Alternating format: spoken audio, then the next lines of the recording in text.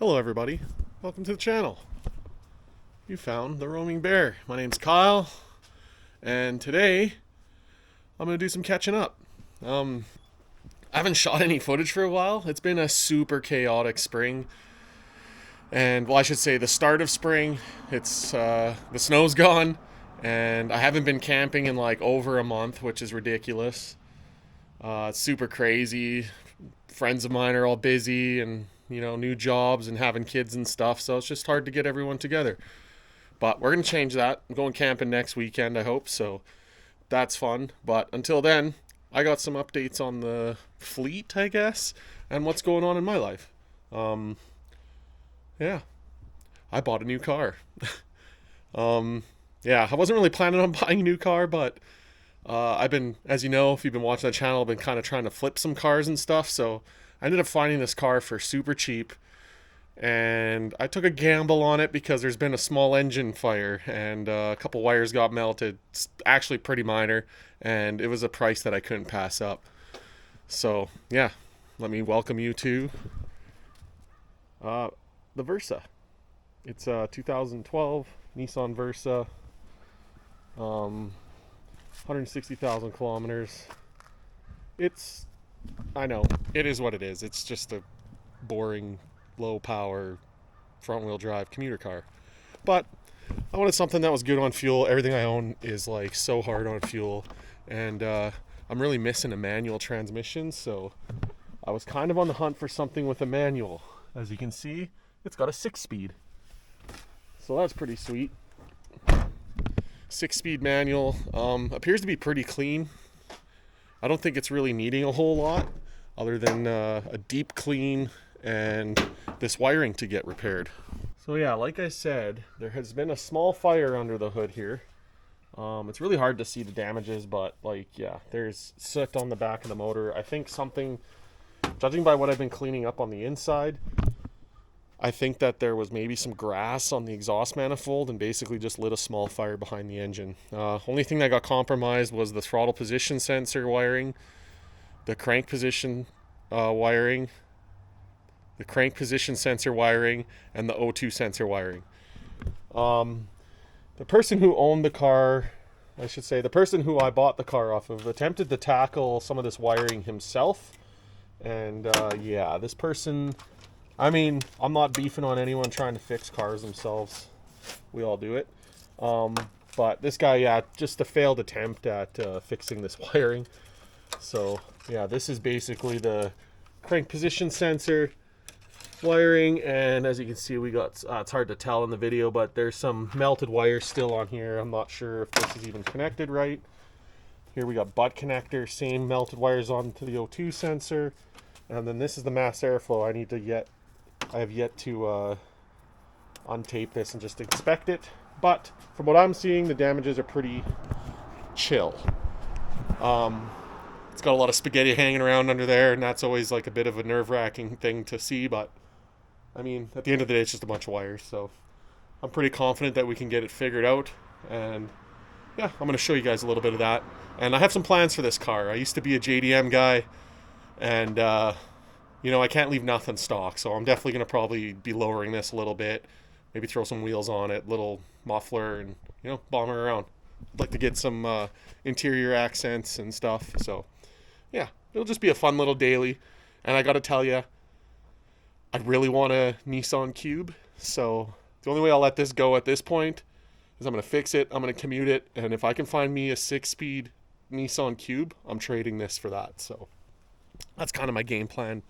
And I think no matter what happens with this, I'll still make some money on it when I go to sell it.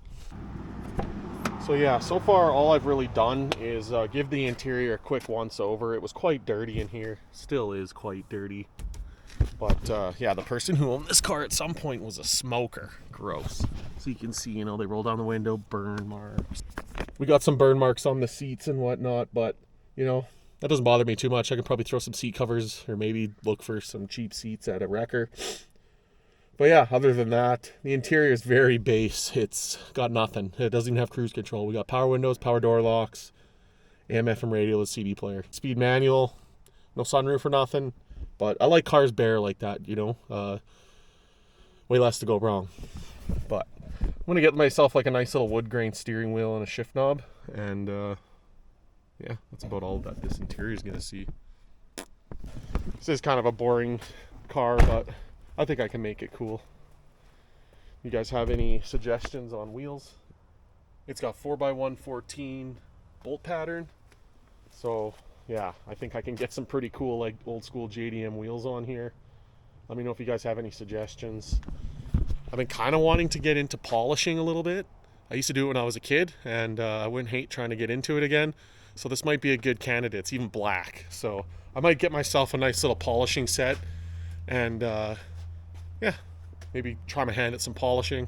You guys will learn how that goes. And basically, yeah, I just got to get this wiring fixed up, and she's good to go. Like, I did a quick inspection throughout the car. I can't see anything wrong with it. Suspension's pretty tight. Seems like there's a little bit of a knock in the front end steering, so maybe it needs like ball joints or something, but it's nothing major. Suspension feels pretty tight. Honestly, I think I might cut the springs for now, and I'll probably look into some coilovers for the future. You can get some pretty cheap ones on eBay. They're like 500 Canadian. And yeah, that's what we're gonna do. But first things first, we gotta fix this rat nest spaghetti wiring. So let's get into that. Yeah, so I got some wiring printouts, basically just diagrams that show what every wire does and kind of where it starts and where it ends up, and colors. So we're gonna most of this has already been deloomed, but I want to take the tape off of this. I gotta take the tape off this one, and I might take the tape off of this. I don't know why they wrap tape on everything. I'm gonna get rid of all the tape, and we're just gonna put some nice plastic loom like what would be their factory. And yeah, the only things I've really noticed is I got one wire here that doesn't go to anything. It's been stripped. So according to my blueprints, there is a blue wire on here that's for the park neutral safety switch for an automatic. I think that the blue wire is maybe for that. I'm gonna probably run back and chase it to where it goes and just confirm. I just want to have that peace of mind, but it does say that wire is blue, and that's the only wire that's not hooked up to anything, and it just happens to be a blue wire, so that's probably what it is. I don't know why it's been stripped. Someone must have thought it was for something. I don't know if they tried hooking it up to something or what, but we'll dig into this a little bit further here. And the car runs and it drives. It's just in limp mode. It's got 4 codes, and it's pretty funny because it's actually the same codes that Patty was throwing last fall. And we got a knock sensor code, throttle position sensor code, throttle input sensor code, which I think is the gas pedal, and that's probably got something to do with the throttle body or the throttle position sensor, I would think. Like if something's messed up with the wiring and you're not getting the correct current through there, then that would throw a code for the input on the gas pedal as well, I believe. And the other one is an O2 sensor code, which all those codes are all the harnesses that are going to those sensors have been tampered with. So yeah, I'm just going to start diving into this and see what we find. But before we do that, let's just get into something else real quick. I don't think I've really shown off the R51's winter wheel setup. Before I just had OEM Titan wheels, but this winter I actually managed to snag some Pro 4X Titan takeoffs. And my golly, I do think they pop quite nicely on this truck. Like nice enough that I almost don't want to put the Stealth Custom Series back on this summer. I really like these. I think it's just the charcoal and the dark gray wheel combo just looks really good in my opinion. So yeah, that's a little update on that. It's about the only thing that's changed on the R51. But I do have a video incoming shortly. If you guys liked the video where I baked my corner lights on the R50 and showed you how to turn those into clear corner lights, you should like this video as well. I'm gonna bake the headlights on the R51 and we're gonna do a projector retrofit on them. And I'm gonna do a video and show you guys exactly how to do that my way.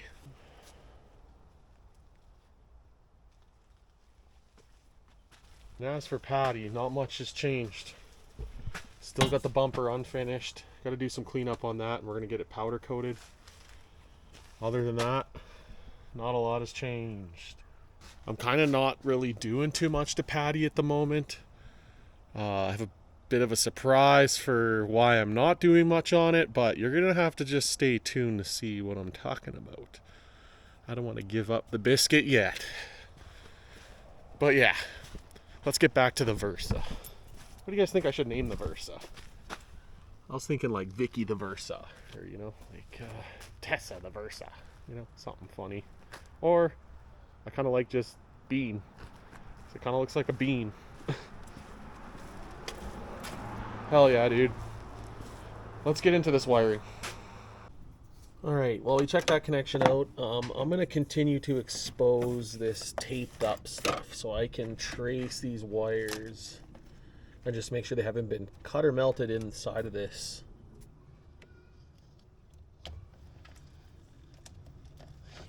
Yeah, folks, don't use tape to cover wire harnesses. Tape's good for a little one round, but not the whole harness, please. So what happens is it gets hot in the summer, and then all the glue comes off the tape and sticks to the wires, and then you got yourself a hot, sticky mess, quite literally.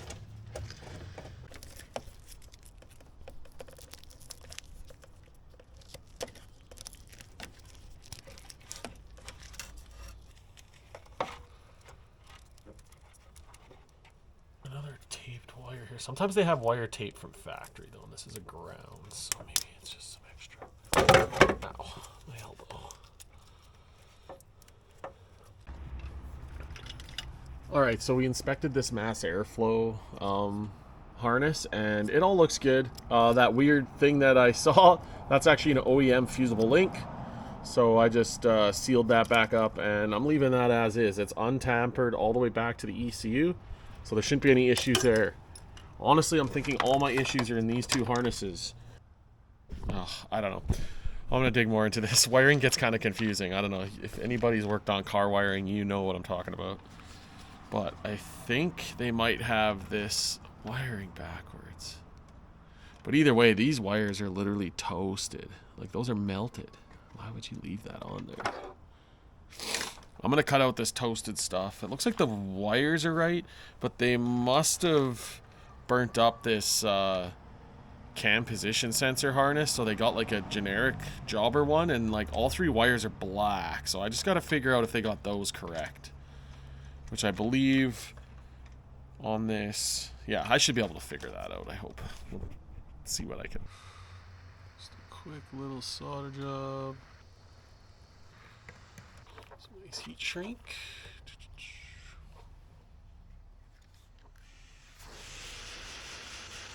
This stuff's nice too. It's got like super glue on the inside, so it kind of seals it up nice. And was, I believe, they had the red and whites hooked up backwards between the O2 sensor and the crank position sensor. So I swapped those around, and we're gonna hook those back up and throw the battery in and see what happens. Maybe we'll get rid of these codes.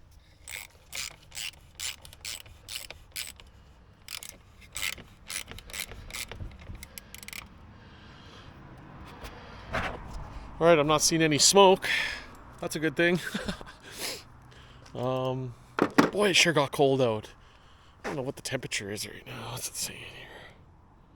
6 degrees. It feels colder than 6 degrees, but anyway, I got those plugs plugged back in, and we got juice. Oh, the keys work. So it looks like the check engine light is still on.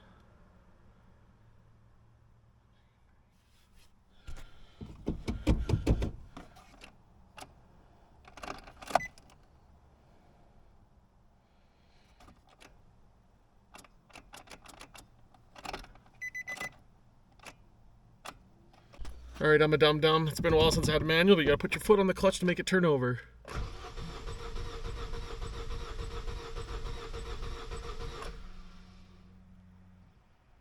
No fire.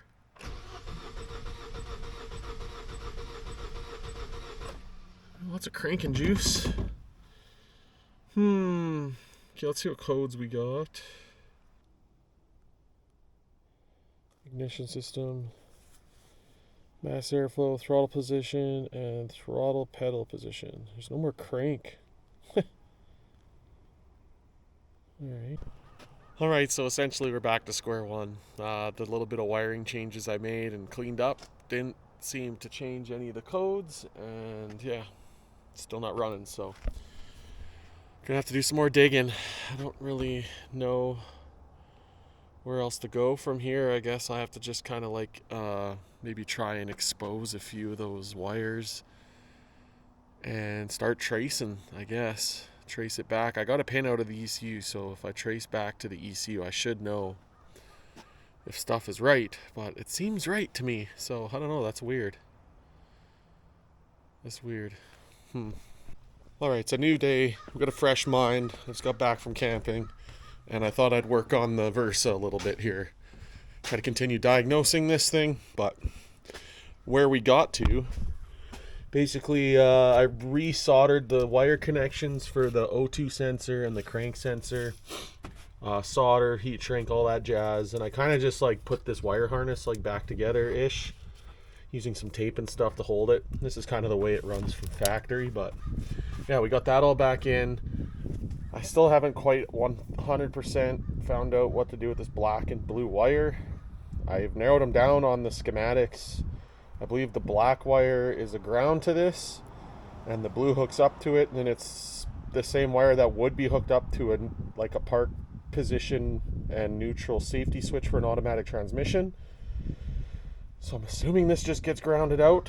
I don't know, but I threw 20 liters of gas in it because the gauge is right on E, and it wouldn't start, so maybe it's just not getting fuel. My next step is going to be to actually pop off a fuel line and just see if it's priming when I'm cranking it and stuff, and maybe I'll check the ohms on the coil packs. But yeah, other than that, I want to get the rad put back in just so if it does start I can run it. So the lower hose I ordered, it just showed up the other day, so we'll get this rad and the hoses hooked back up, and that'll be my next step. Alright, and with a little bit of movie magic, we got the rad and the hoses put on. Next up, we'll put the overflow tank in. I don't know where that even goes. I think it sits just right down here. And then this is getting pretty well buttoned up. Alright, just kidding. I gotta put this on next because this is what the washer fluid tank, and by washer fluid tank, I mean this is what the coolant overflow attaches to. I should put this in before I put the hose on. Alright, so we're fast forwarding here, cutting the time lapse, and basically I've been failing at filming. We got the car a little bit more together, and after that I still had issues with trying to get it running. Still can't get it to run, to be honest, but we've gotten a lot of progress done here since then. Basically what we found is I think the ECM is fried in it. We found some wires that were not wired up correct at the start, which you guys saw, and yeah, basically I think 12 volts got sent into that ECM, and we got a bunch of weird things happening. Doing continuity tests throughout the circuitry under the hood, everything is working as it should based on Mitchell diagnosis step-by-step guides that I've gotten from my good friend Devin. Thanks, Devin. That was super helpful. I've even put a different crank position sensor in it. That didn't help. But yeah, essentially that's where we're at right now. I still can't get it to start, so last night Cam came over and we did some testing. We tried to see if we could get fuel or spark. There's no spark. We're getting signal from like the continuity and stuff is all working from the plugs to the ECM. But for whatever reason, we're not getting a spark signal. I guess it has something to do with the throttle body and ignition, mass airflow sensor codes that I'm getting. So yeah, we tested the plug going into the throttle body, and it's getting ground signal to all of the posts or all of the pins on it. So that's not right. No wonder it's not starting. And yeah, so we're trying to figure this out. When I was checking to see if it was getting fuel, I I can hear the fuel pump running and stuff. We pulled the spark plugs out. They're pretty much fried. It looks like they're OEM spark plugs still. And basically those spark plugs, are not getting spark, but they are wet. So it's getting fuel. So it's just not getting the spark. So yeah, that's where we're at. I'm at the point right now where I'm just tidying up wires because we know it's nothing to do with that. And I've got the intake off so I could get the spark plugs out. So I'm going to throw new plugs in it right now and get that all tidied up and probably put the intake manifold back on. And I'm going to try to button up as much stuff as I can. I'm going to go to the store tomorrow, get some looms so I can relume all the wire harness. And I think we've basically got it narrowed down to, I'm thinking it's either the ECM, is what I'm really thinking it is, or so someone before me has been using a multimeter to prod into the ECM plugs, sorry. And some of those plugs are kind of stretched out. So potentially that could be an issue, but just the way that I'm getting weird signals and just all the weirdness of this is pointing me towards the ECM, which is going to be a bit of a pain in my arse. I'm hoping that I can find someone that maybe can rebuild this ECM. Then it's just plug and play, or I got to try to buy one off eBay or used somewhere. So that's where we're at. We're going to be sourcing an ECM here next. But I just kind of want to get this all buttoned up, and then I can push it out of the carport because I got to do the rear calipers on Patty because they're failing. We got a retrofit, projector retrofit for the R51 Pathfinder. Patrick, he's getting projectors, so that's coming up. And then it's getting warm out now and nice. I want to get the boat ready for the season, and I got lots of stuff to do. And unfortunately, the little bean here can't be holding up this carport any longer. So we're going to tidy this up and get it out this weekend. But yeah, sorry this video has been kind of all over the map. I'll show you a couple more things here and we'll wrap it up. But a bit of an introduction into a new purchase, maybe a headache of mine. But maybe some of you guys got some good insight on this because it's actually really weird. You would think it was a wiring issue from the start, but I mean, that's initially what caused this issue. But I'm sure when the little fire was underneath the car, it melted the wires. They tried to start it, fried the ECM, is my guess. Or because whoever was diagnosing it rewired all that stuff with some really shoddy wiring, and maybe just doing that and trying to start it has fried the ECM. The previous owner said he had another ECM that he bought off eBay. That was a pre-plug and play flashed ECM, which I don't know if I trust at all. But he said he had the same issues, but those wires were backwards. So 12 volt constant from a fuse into the ECM, that's not good. So I'm guessing that's what it was. But let's button this thing up and wrap this up. Hopefully this hasn't been too much of a drag for you guys. So yeah, nothing fancy here. We're just throwing in some Iridium IXs. It's kind of what I run in most of my cars. And just gonna slap these in one by one. You know the drill.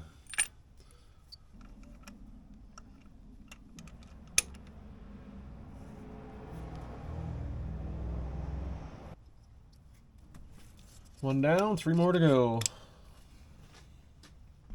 So coil packs are in, and now I'm just working on tidying up some wiring. I've removed the rad hose, the battery, and basically, I'm just moved everything out of the way from here so I could get a good access in here. And I know this looks kind of scary, but everything's good. It's just de-loomed. Every 4 inches or so, I'm just running a little bit of tape around just to kind of bundle up the wires. I've been doing it all the way through here.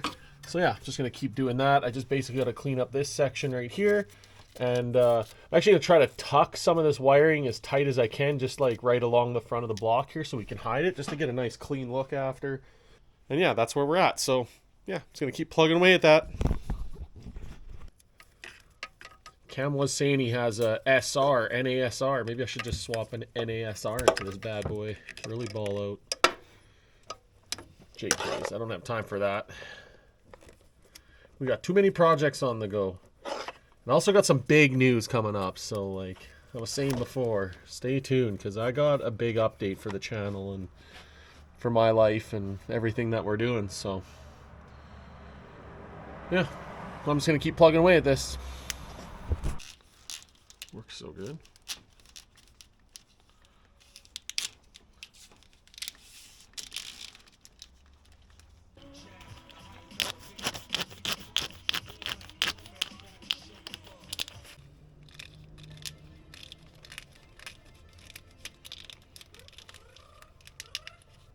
Alright, now that we got all that wiring loomed up and tucked away, I got a couple more brackets on, but now I'm going to do the intake manifold. So yeah, we got all the wiring nicely routed where it's supposed to go. No more spaghetti everywhere. It's nice and clean. Sick. Intake manifold time. I'm not a fan of this intake manifold. I don't know if I'm a fan of any of Nissan's intake manifolds at this point. But right there. Alright, now it's starting to look like an engine bay again. All cleaned up. Most of the plastic stuff back in there. I'm just leaving this loose because I still have to put the ECU goes back in there. But I think that's where I'm going to call this video an end. And yeah, I basically just got to try and source an ECM somehow. So I'm going to be figuring that out. And until then, this thing's getting pushed outside and it's going to sit in the driveway. But if you guys like what you saw, make sure you like, subscribe. It really helps out the channel. We're just chilling here, so if you like it, stick along. If not, leave. I don't know. But I'm going to keep on making videos, so another Tinker Thursday in the books. And yeah, hopefully we get out camping here soon. I got a big update coming here, maybe the next video. And yeah, we'll see you guys in the next one. Peace out. Tinker Thursday video.